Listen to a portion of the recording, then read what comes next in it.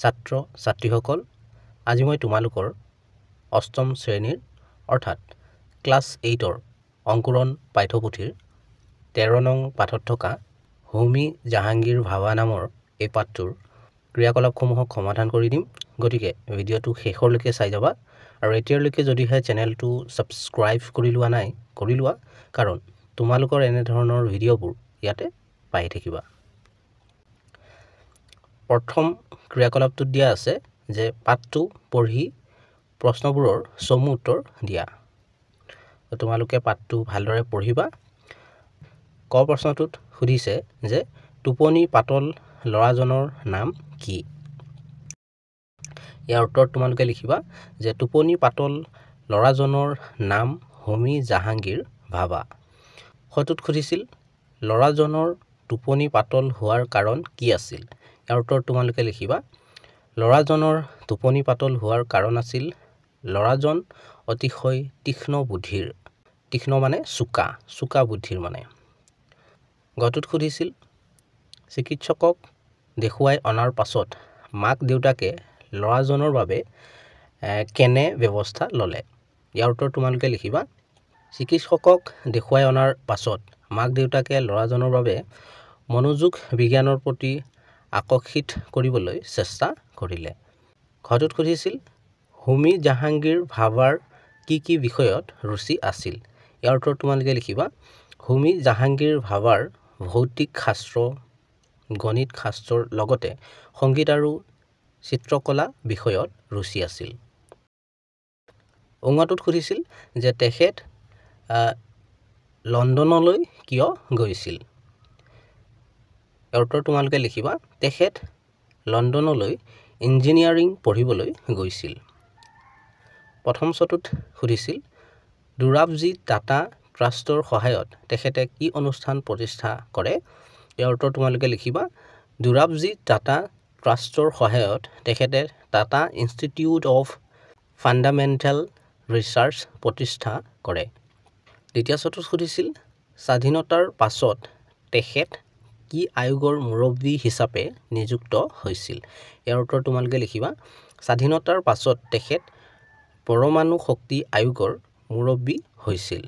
বৰ্গীয় জটোত সুধিছিল তেখেতৰ প্ৰতি শ্ৰদ্ধা জনাই কি অনুষ্ঠান প্ৰতিষ্ঠা কৰা হৈছিল? ইয়াৰ উত্তৰ তোমালোকে লিখিবা তেখেতৰ প্ৰতি শ্ৰদ্ধা জনাই ভাৱা পাৰমাণৱিক গৱেষণা কেন্দ্ৰ প্ৰতিষ্ঠা কৰা হৈছিল। 2 নম্বৰ ক্ৰিয়াকলাপটোত দিয়া আছিল লাহে লাহে কিতাপবোৰ ল'ৰাজনৰ সংগী হৈ পৰিল। ইয়াত ল'ৰাজন বুলি কাৰ কথা কোৱা হৈছে? কিতাপবোৰ কেনেদৰে তেখেতৰ সংগী হৈ পৰিল বুজাই লিখা। ইয়াৰ উত্তৰ তোমালোকে লিখিবা ইয়াত ল'ৰাজন বুলি হোমী জাহাংগীৰ ভাৱাৰ কথা কোৱা হৈছে। যেতিয়া টোপনি পাতল ল'ৰাজনক মাক দেউতাকে চিকিৎসকৰ ওচৰলৈ লৈ গৈছিল, তেতিয়া চিকিৎসকে তেওঁৰ মস্তিষ্কত অনবৰতে চিন্তাশক্তিৰ প্ৰবাহ বৈ থকাৰ কথা কৈছিল। এই কথা শুনি ল'ৰাজনৰ মাক দেউতাকে তেওঁক বিজ্ঞানৰ প্ৰতি আকৰ্ষিত কৰিবলৈ সিদ্ধান্ত ল'লে আৰু সেই অনুসৰি ঘৰতে বিজ্ঞানৰ কিতাপ পত্ৰবোৰৰ দ্বাৰা এটা গ্ৰন্থাগাৰ সদৃশ্য সাজি দিলে। লাহে লাহে ল'ৰাজনে এই কিতাপবোৰ পঢ়ি ভাল পোৱা হ'ল আৰু কিতাপৰ মাজতেই সময় কটাব ল'লে। এনেদৰে কিতাপবোৰ তেখেতৰ সংগী হৈ পৰিল। 3 নম্বৰ ক্ৰিয়াকলাপটোত দিয়া আছিল হোমী জাহাংগীৰ ভাৱাৰ সপোন কি আছিল? এই সপোন কিয় ফলৱৰ্তী নহ'ল? ইয়াৰ উত্তৰ তোমালোকে লিখিবা যে পাৰমাণৱিক শক্তিৰ ক্ষেত্ৰত তেখেতে ভাৰতক এখন জাকত জিলিকা দেশত পৰিণত কৰাৰ ৰঙীন সপোন দেখিছিল। তাৰ বাবে তেখেতে পৰিকল্পনাও কৰিছিল।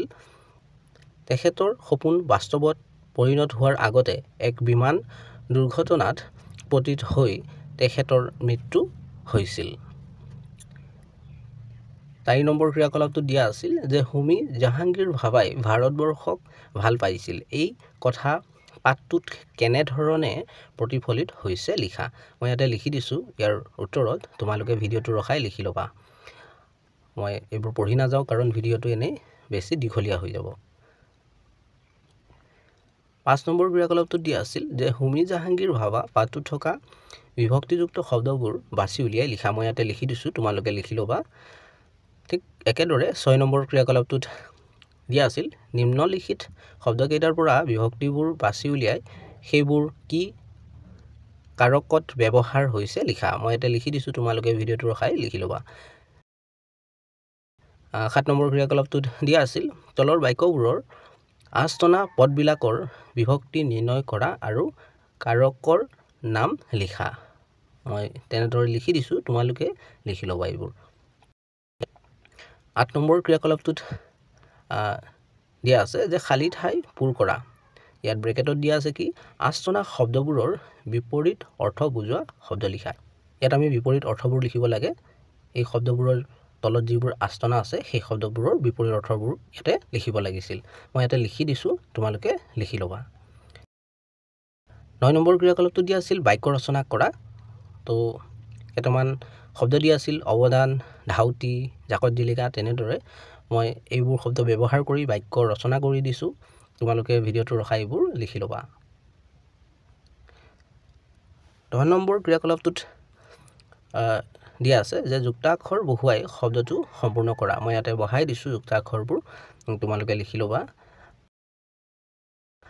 11 নম্বৰ ক্ৰিয়াকলাপটোত দিয়া আছিল যে তলৰ শব্দবোৰৰ প্ৰতিশব্দ লিখা। তো তোমালোকে ইয়াতে লিখিব পাৰা। ইয়াত দিয়া আছিল সংগী, সংগীক আমি লগৰী বুলি ক'ব পাৰোঁ। প্ৰতিশব্দ হিচাপে আমি লগৰী বুলি লিখিব পাৰোঁ। তীক্ষ্ণ, ইয়াত আমি প্ৰখৰ সেইটো লিখিব পাৰোঁ ইয়াৰ প্ৰতিশব্দ হিচাপে। প্ৰধান, মুখ্য, ঠিক তেনেদৰে গ্ৰন্থ, কিতাপ, কিৰণ, ৰশ্মি। ছাত্ৰ ছাত্ৰীসকল, ভিডিঅ'টো ইয়াৰলৈকে আছিল। তোমালোকৰ অংকুৰণ পাঠ্যপুথিৰ অন্য পাঠবোৰৰ ক্ৰিয়াকলাপসমূহৰ ভিডিঅ'বোৰৰ লিংকবোৰ এই ভিডিঅ'টোৰ তলতে পাই যাবা। ইয়াতে ক্লিক কৰি চাই ল'ব পাৰিবা। আৰু এতিয়ালৈকে যদিহে চেনেলটো ছাবস্ক্ৰাইব কৰি লোৱা নাই, কৰি লোৱা, কাৰণ তোমালোকৰ এনেধৰণৰ ভিডিঅ'বোৰ ইয়াতে পাই থাকিবা। ভিডিঅ'টো ইয়াতে সমাপ্ত কৰিছোঁ।